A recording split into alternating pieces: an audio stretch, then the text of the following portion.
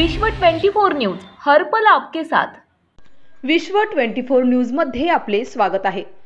वनसंवर्धन ही समाजातील प्रत्येक व्यक्तीची जबाबदारी।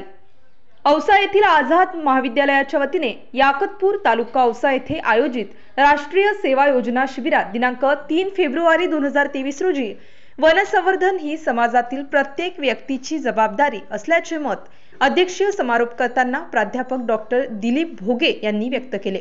यावेळी प्रमुख पाहुणे म्हणून डॉक्टर डी क्षीरसागर व प्राध्यापक जावळे व्हीजी यांची उपस्थिती होती।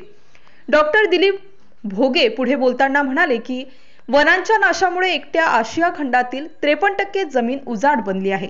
कोणत्याही भूप्रदेशाच्या क्षेत्रफळाच्या 33% वनक्षेत्र असणे आवश्यक असते, परंतु ते प्रमाण घटत असून मराठवाड्यात 4% पर्यंत आणि लातूर जिल्ह्यात 0.5% पर्यंत घटलेले आहे। जर हे प्रमाण आणखी घटले तर मराठवाड्याचे वाळवंटात रूपांतर व्हायला वेळ लागणार नाही। हे टाळण्यासाठी वनसंवर्धन आवश्यक आहे।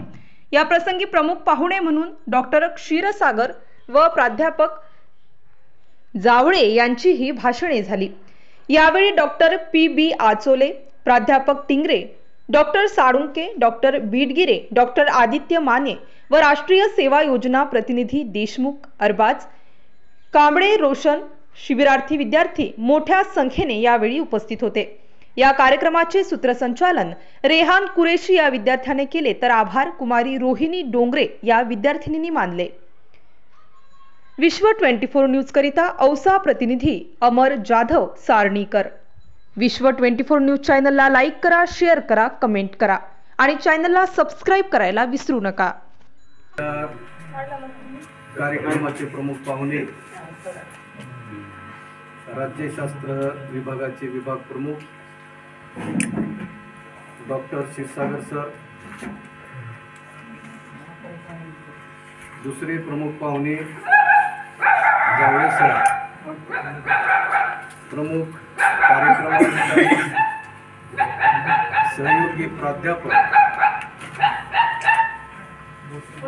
त्याचबरोबर या ठिकाणी उपस्थित असलेले राष्ट्रीय सेवा योजनेचे स्वयंसेवक, 7 दिवसाच्या राष्ट्रीय सेवा योजना शिबिराचा आजचा 4था दिवस आहे। आता सांगितलं की 3रा दिवस आहे, परंतु आजचा 4था दिवस आहे। या 4थ्या दिवशी